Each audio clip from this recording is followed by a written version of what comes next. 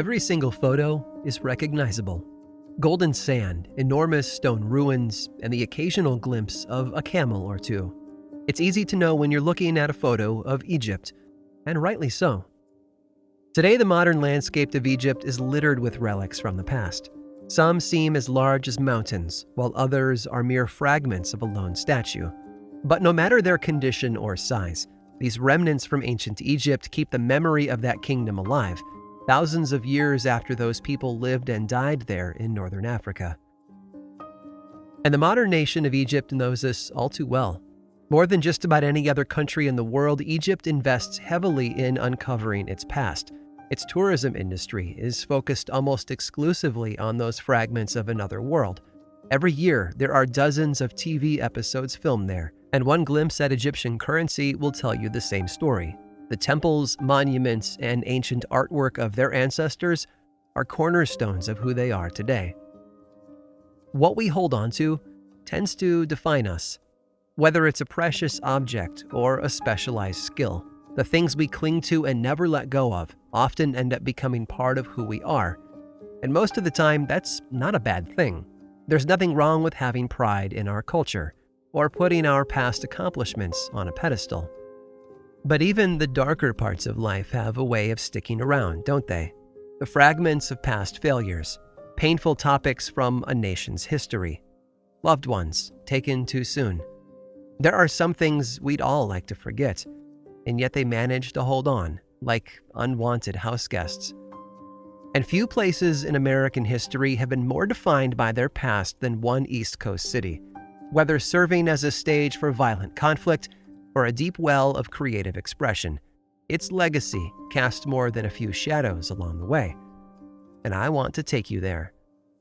But be warned, because in Baltimore, that dark past has stayed remarkably close to the present. I'm Aaron Mahnke, and this is Lore.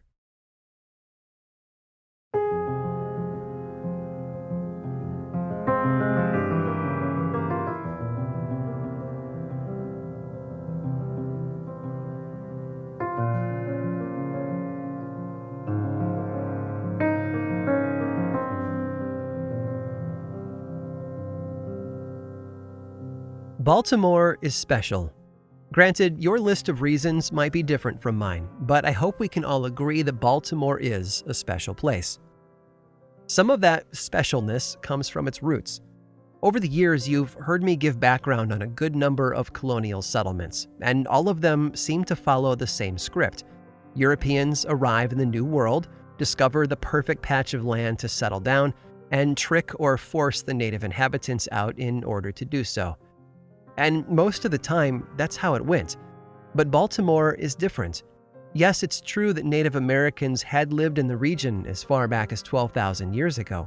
But by the time the first Europeans were sailing into the Chesapeake Bay, no one was living on the land that those settlers would claim. And what they found there was an incredible natural harbor with deep waters and miles of shoreline to build along. Europeans of various origins had explored the Chesapeake Bay in the decades leading up to the early 17th century. But in 1632, the English crown granted an official charter for a new colony, to be called Maryland. Various communities were set up along the western side of the bay over the next few decades, building up to Baltimore County, which was established in 1659. Interesting side note, the name Baltimore comes from the owner of the Maryland Charter, Cecil Calvert, a British nobleman who served in the Irish House of Lords. His estate in Ireland was called Baltimore Manor, and Cecil himself was the second Baron Baltimore. But ironically, he never once stepped foot in the county or city named after him. The city of Baltimore was officially founded in 1729, but history is never black and white. It's more of a sliding scale of various shades of gray. So while, yes, that's the date on the record books, people were living and working there for many years before. And just about every aspect of life in Baltimore centered around the bay, including moving goods in and out of its many harbors. In fact, through the late 1700s, Baltimore grew into a powerhouse for trade and shipping, which is why when the British decided to cripple American trade in the lead up to the War of 1812, they set their sights on Baltimore. and a number of previous victories gave them the confidence that they could win, including the burning of the White House. So when the British sent thousands of troops to Baltimore's eastern border, as well as ships coming into the harbor from the south, they assumed that it would be an easy fight. When they arrived in September of 1814, though, they learned that the Americans had been very busy getting ready to protect themselves.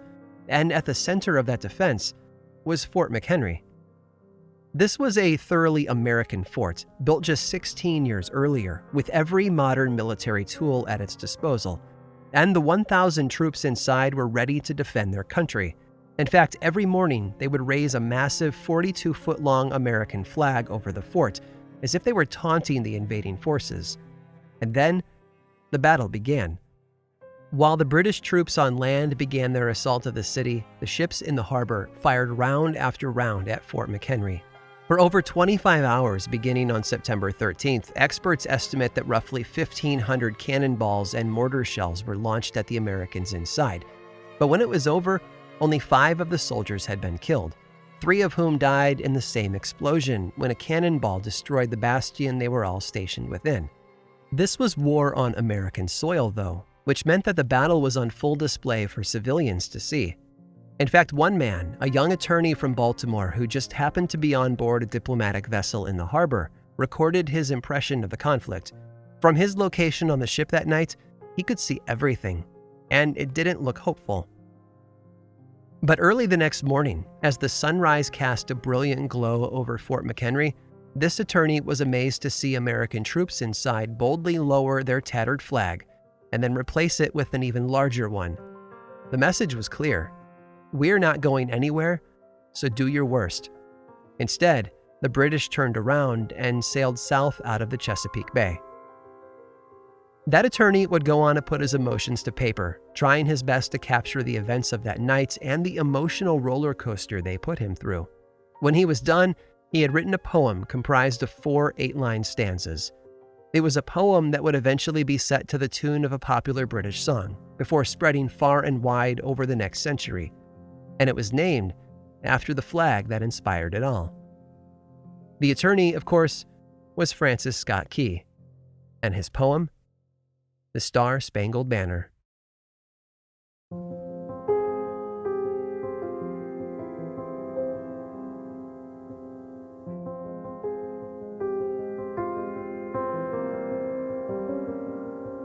They say that misery loves company, and if that's the case, 3 centuries of events in Baltimore have offered plenty of companionship. From military conflicts to large-scale epidemics that took the lives of thousands, Baltimore is all too familiar with misery. And Fort McHenry has remained at the center of much of that activity. After serving to defend the city and harbor around it during the War of 1812, the fort remained in active use for decades. But it was during the Civil War that it would take on a new purpose: a military prison. As the Union forces did battle with the Confederates, oftentimes they would take prisoners, and rather than transport those prisoners with them as they marched, they would be sent north to forts that saw less action. It brought places like Baltimore, Delaware, and New York into the conflict in a unique way, and left a mark on each of those structures. And Baltimore's Fort McHenry is no exception. But the fort became the home to more than just prisoners of war.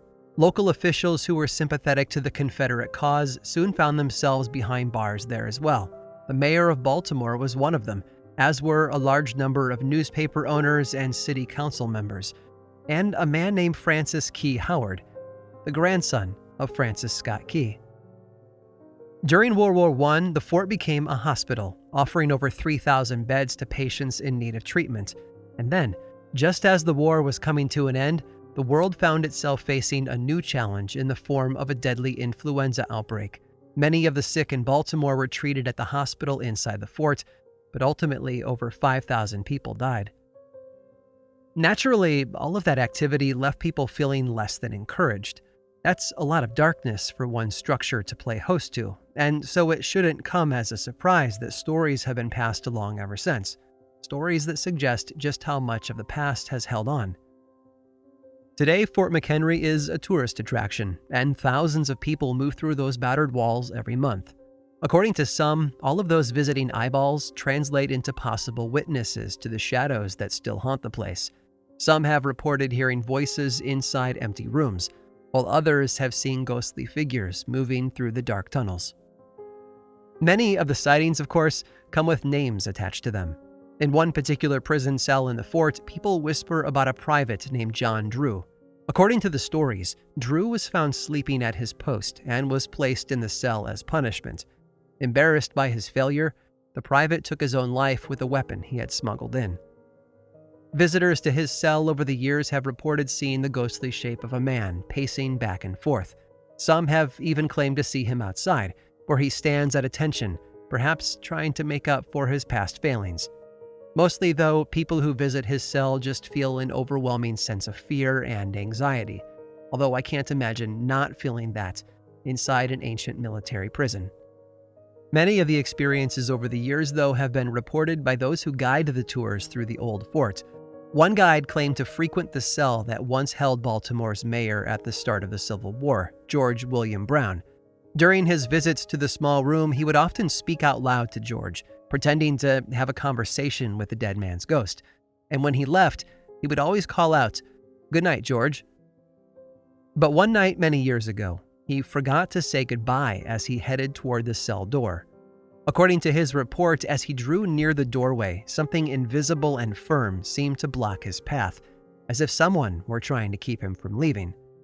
Thinking fast, he turned around and called out into the room, "Good night, George." And almost instantly, the door to the cell began to swing open on its own. One last story.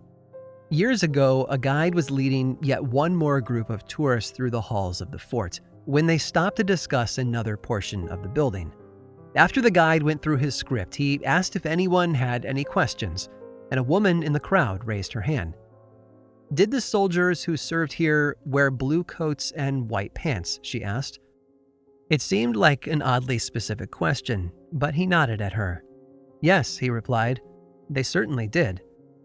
And then, feeling curious, he asked the woman how she knew that, assuming she had done some research before visiting the fort. "Because," she answered, "while you were talking to us, a pair of soldiers dressed just like that appeared right behind you."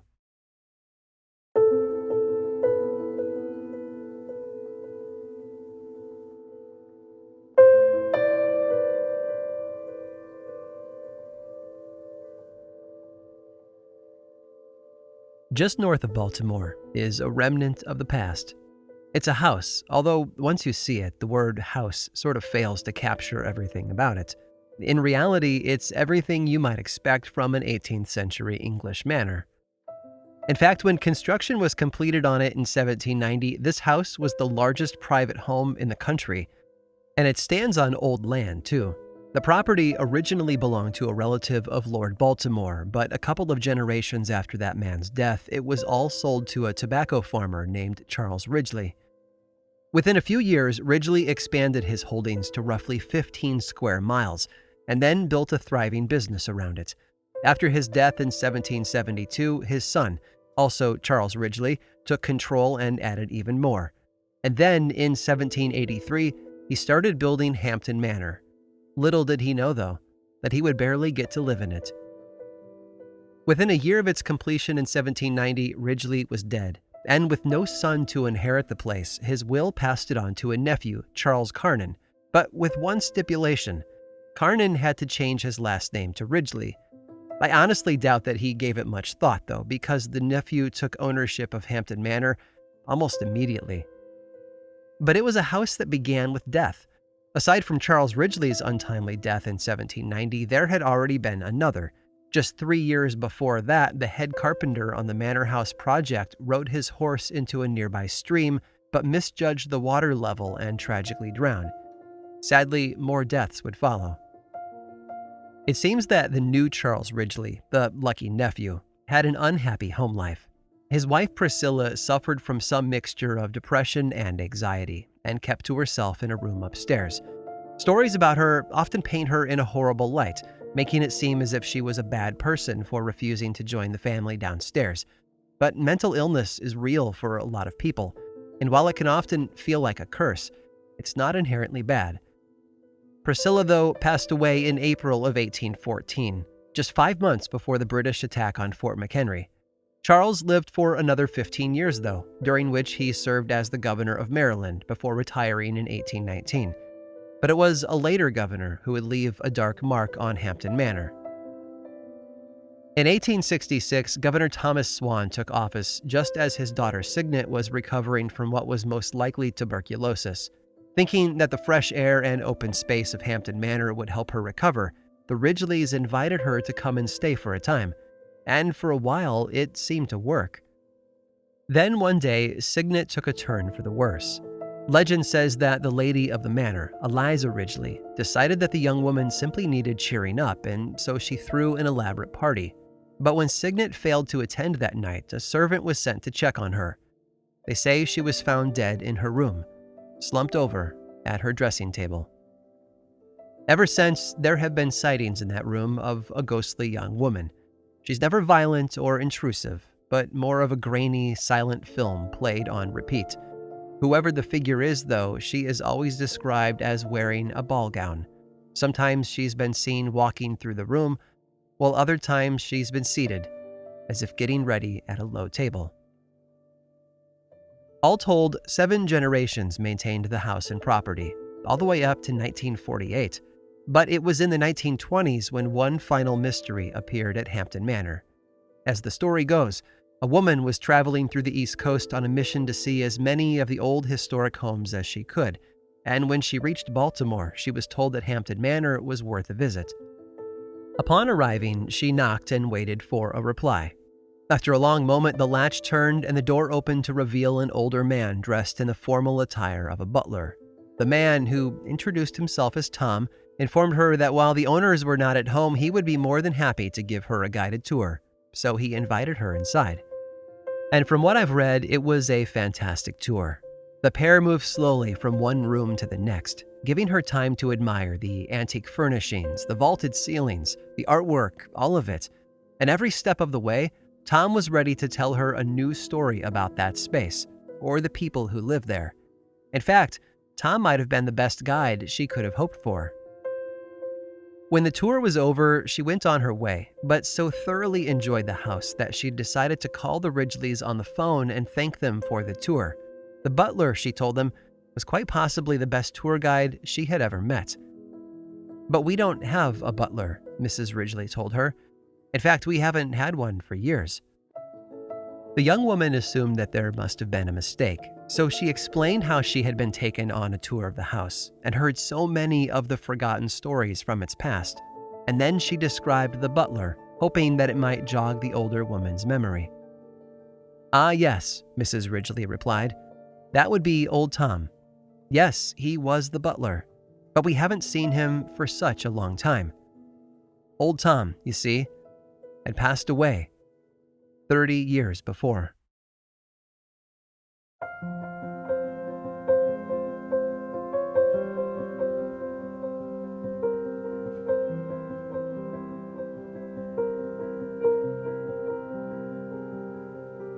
The past always seems to chase after us, doesn't it? Most of the time, that's intentional. Things we'd prefer not to forget, from personal moments to national milestones. That's probably why the study of history in classrooms around the world is so intertwined with names and dates and locations. We honestly just don't want to forget. But every now and then, the past holds on for different reasons. Maybe it's a local tragedy, or the loss of a loved one that's just too painful to let go of. Perhaps it's war, or disease, or indescribable pain. Those things are obviously a lot less desirable, and yet they manage to stick around in one way or another. I think it's safe to say that whether or not you might believe in ghosts, the past can certainly haunt us. And Baltimore is no exception. In fact, while it's been home to a lot of great moments worthy of remembering, those feel like bright spots painted onto a wide canvas of shadow. Think about it. For roughly a century, beginning in the 1770s, it seems like just about every generation living in that city felt the effects of war. And there was so much more than just that. But whether we're visiting places close to the bay, like Fells Point and its many historic buildings, or heading north to the grounds of Hampton Manor, it all teaches us the same lesson. We might not always enjoy the things that happened in the past, but that doesn't mean that we can escape them. I mentioned earlier that the master carpenter who designed and built Hampton Manor, a man named Jehu Howell, tragically died before the house was completed. It's said that he was paid up front, and part of that payment came in the form of rum, which admittedly might sound equal parts odd and delicious to most of us. The fact was, for a very long time leading up to the Revolutionary War, rum was the leading export coming out of the American colonies. In 1758, when a younger George Washington was campaigning in Virginia for a position in the local assembly, he gave out nearly 30 gallons of rum and another 50 gallons of rum punch as incentives, despite the fact that his district didn't even have 400 voters living in it. So yeah, rum as payment might sound odd today, but back then it was liquid gold. And of course, there's speculation that the carpenter sampled a bit too much of his own paycheck before that tragic ride that ended with him drowning in the nearby river. But there's no way to prove that. More than likely, had he lived, he would have sold that rum off for a tidy profit, or used it as payment to some of his crew. Regardless, Howell died before he could finish the job, literally riding off into death on a horse from the manor's tack room. A tack room that's still there today. And if the stories are true, that's not the only thing that's stuck around. According to one man who once slept in the room directly next to it, noises in the tack room woke him up in the middle of the night. Specifically, he said it sounded as if someone had walked through it with heavy boots, dragging their hand along the wall as they went, which rattled the chains and gear that hung there. When he found the courage to go investigate, the man claims that he found the room completely empty, just as it should be. But when he turned on the lights for a better look, something unexplainable caught his eye. The gear that hung from the hooks on the wall was swinging.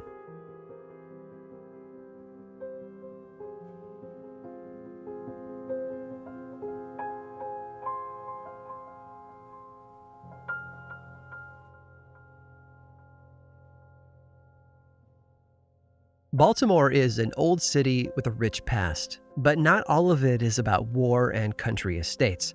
In fact, few cities in America can claim to be the home to more influential artists over the years, and one of them has left us with quite the mystery. Stick around after this brief sponsor break to hear all about it.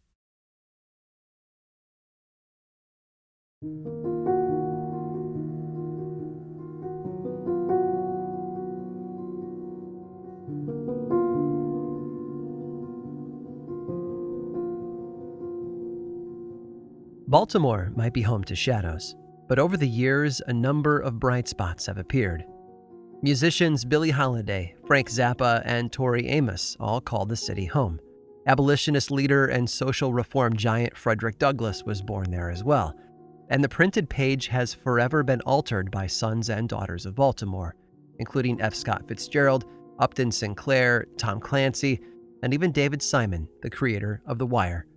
But if there's one name that the majority of people remember and feel a connection to, it's Edgar Allan Poe.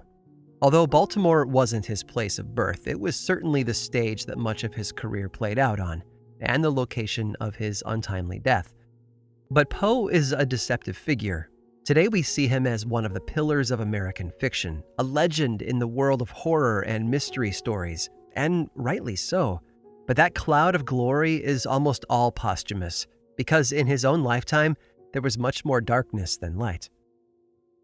Baltimore's favorite author was actually born in Boston in 1809, but his first 2 years were full of tremendous pain and loss, although he was too young to understand it at the time. His father abandoned the family in 1810, and a year later, tuberculosis took his mother's life, and so Edgar, barely a toddler, entered the early American foster system. It was a couple from Virginia who took him in, John and Frances Allen, but that new home was a mixed bag. Yes, his physical needs were taken care of, and he wasn't at risk of living on the streets, but John Allen was an angry, verbally abusive man who seemed to use his financial support of the boy as a tool of manipulation. It would be great to say that Edgar Allan Poe was born a writer, and that he did nothing else but scribble down stories all through his childhood, but there's no proof of that. The fact is, it doesn't seem clear that he knew what he wanted to do with his life, but life itself was slowly providing him with all the darkness he would need to fuel his later career. Over the course of the next 2 decades, tuberculosis would return to take the lives of both his brother Henry and his wife Virginia.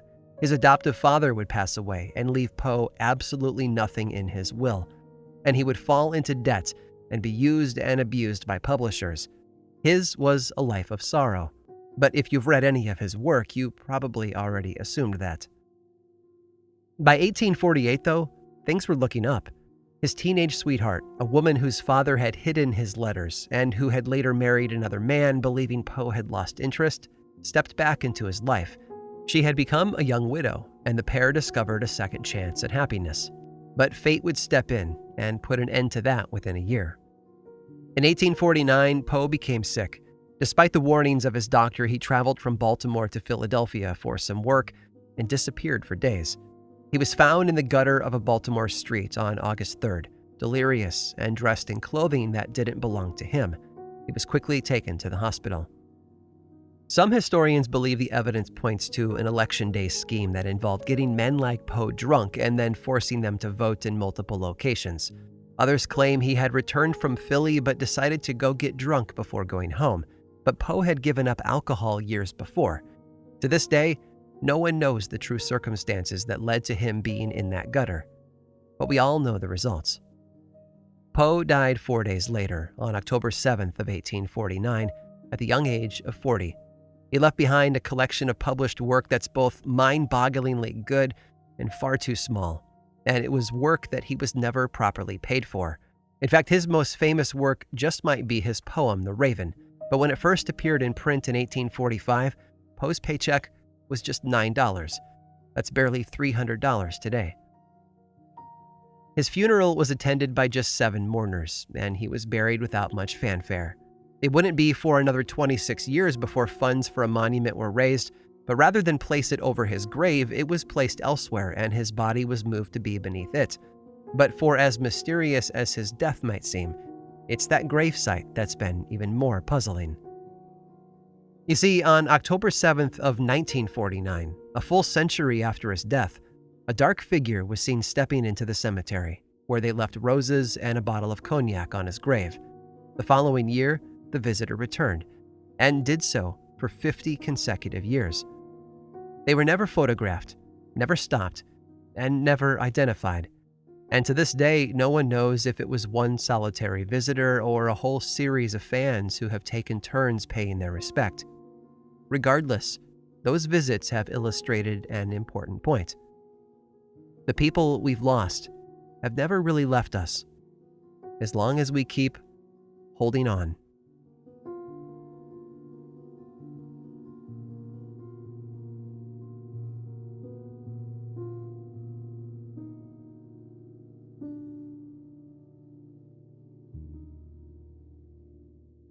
This episode of Lore was written and produced by me, Aaron Mahnke, with research by Michelle Muto and music by Chad Lawson.